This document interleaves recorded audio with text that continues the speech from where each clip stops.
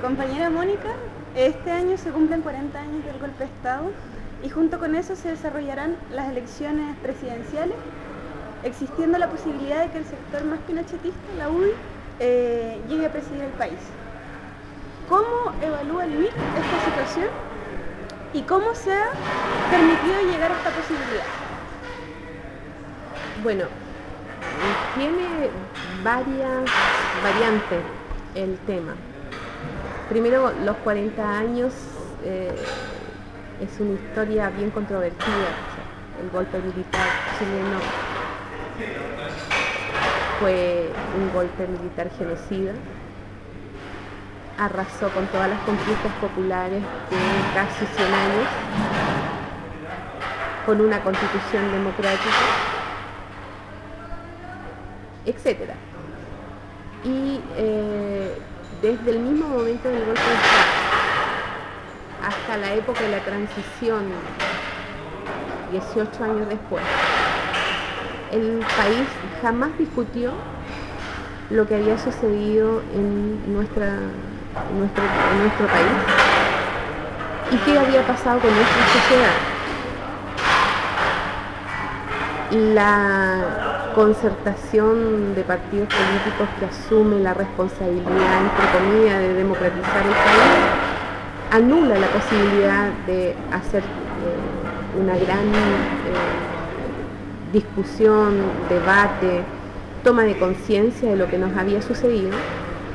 Es más, la pelea por el reconocimiento de la violación de los derechos humanos en este país hasta el día de hoy sigue vigente. Entre quienes niegan que existen detenidos desaparecidos y aquellos y las víctimas que tratan de reivindicar sus hijos, esposos, hermanos, que ya no se encuentran con nosotros y que nadie sabe dónde están. Como el debate sobre las fusilaciones o el asesinato organizado mediante estructuras creadas para asesinar, como la CNI, o sea, primero la DINA, después la CNI. La tortura como implemento para callar las reivindicaciones sociales que estaban siendo aplastadas, y la prisión política y el exilio. Todo esto lleva a que en Chile no haya pasado un proceso de democratización real, sino que la continuidad de un modelo que se inicia en el año 73 y que acomodó a un sector político que, habiendo alguno de ellos sufrido violaciones de sus derechos humanos, les importó muy poco, en cuanto era un país que había acumulado, bajo las formas más brutales de explotación, mucho dinero. Y solo con el fin de aprovechar y que la Constitución les permitía, esa Constitución pinochetista que se hizo el año 80,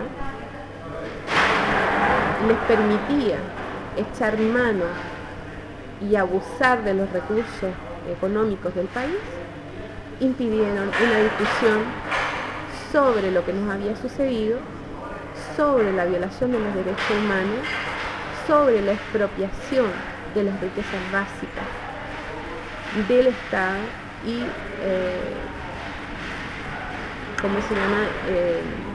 mediante un modelo que no fue ni siquiera discutido, sino que fue impuesto, que es el modelo neoliberal.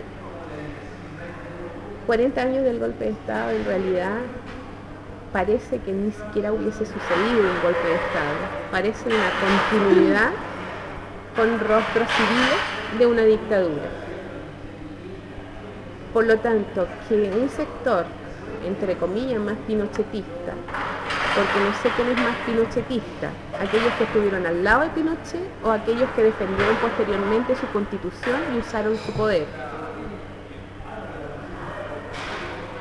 Claro, efectivamente hoy día tienen una credibilidad en el mundo popular o en el sector más pobre de la población, debido a que algunas migajas reparten hacia abajo.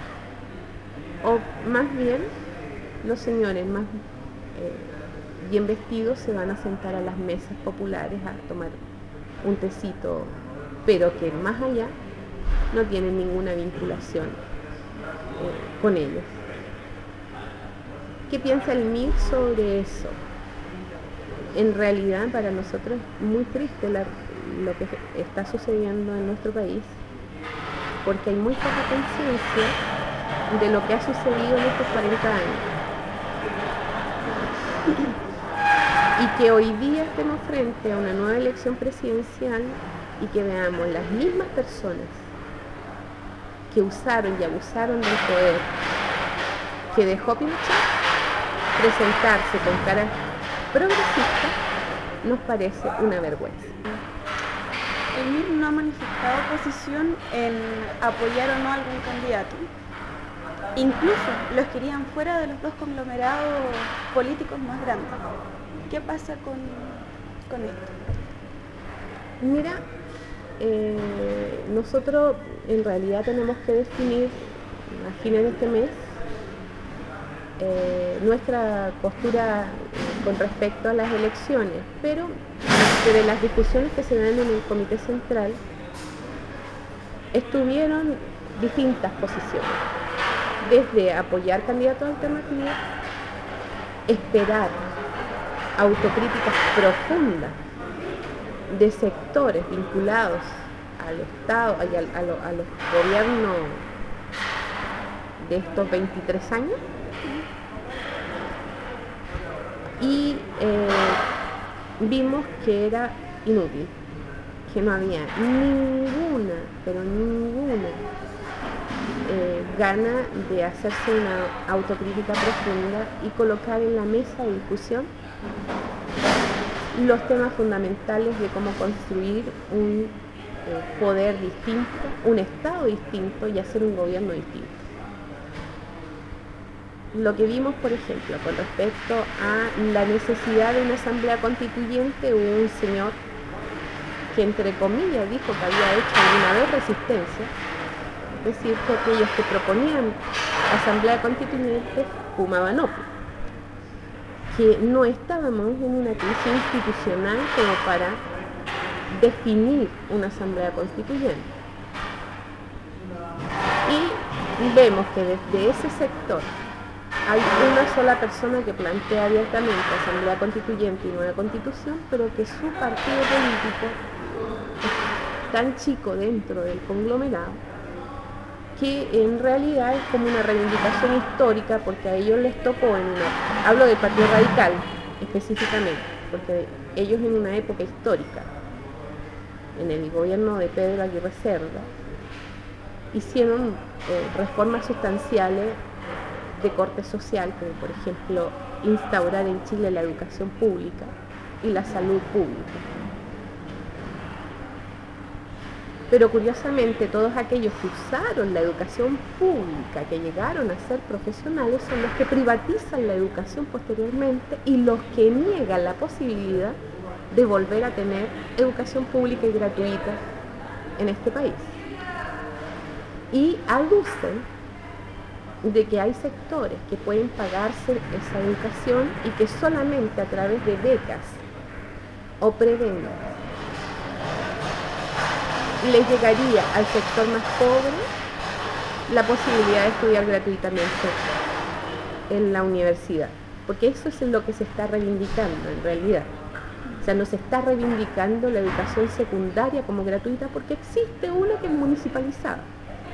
No se está reivindicando el jardín infantil ni la sala cuna porque sí existe uno que es gratuito, que es malo, evidentemente es malo, hay que mejorarlo, hay que profesionalizarlo, pero existe. Lo que no existe es educación gratuita universitaria.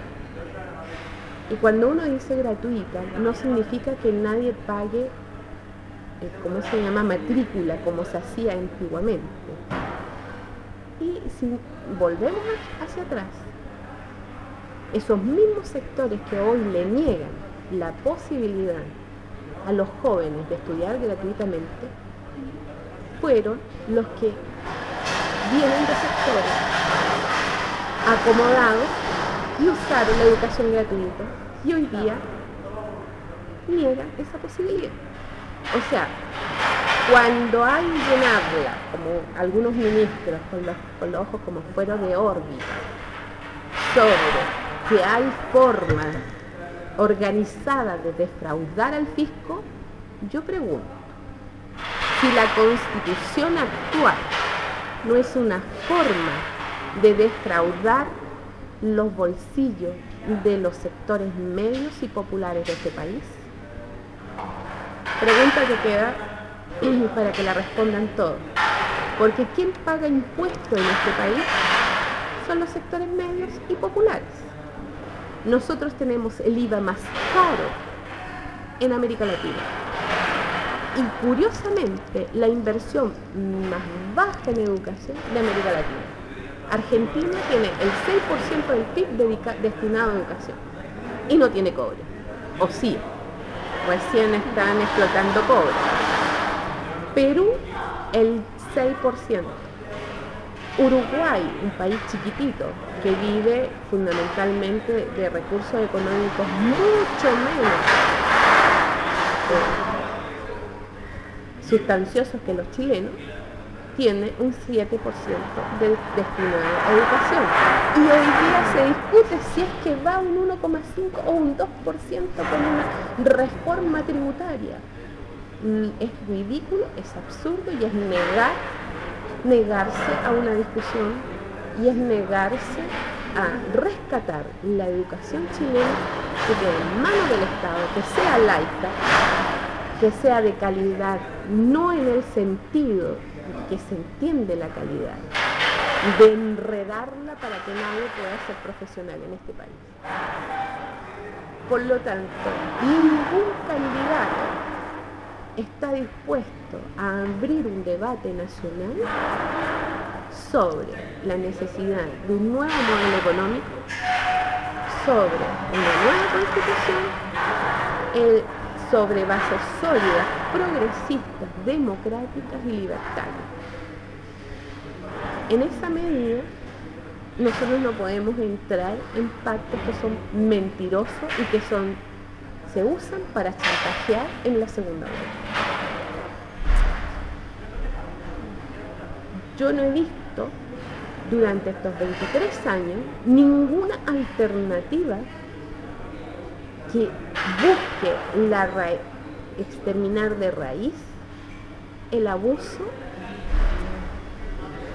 de poder, el abuso económico y las necesidades de transformación de este país. Ningún conglomerado, ni ninguna alianza de izquierda ha surgido para hacer esto. Siempre han sido previos a las elecciones presidenciales para negociar en la segunda vuelta, hasta que, como el Partido Comunista entró definitivamente al pacto de mayoría, entre comillas mayoría, porque eso no es pacto de mayoría. O sea, los mismos votos que tuvo Lagos, que tuvo Frey, que seguramente disminuido para esta elección Bachelet, los va a tener igualitos. O sea, no es que vayan más ni menos votos. Uno puede decir que los que han crecido electoralmente puede ser la derecha porque logró llegar al gobierno y que el PC no fue capaz de darle la victoria a Frey con Piñera, en la elección de Piñera. O sea, eso es un pacto mentiroso. Para nosotros es fundamental ponernos de acuerdo y generar la base de una izquierda, porque esa izquierda no está presente todavía en el país y nosotros no hemos sido capaces tampoco, y esa autocrítica nos corresponde en estos 40 años, de llenar ese espacio vacío que quedó de lucha por las reivindicaciones y los intereses populares.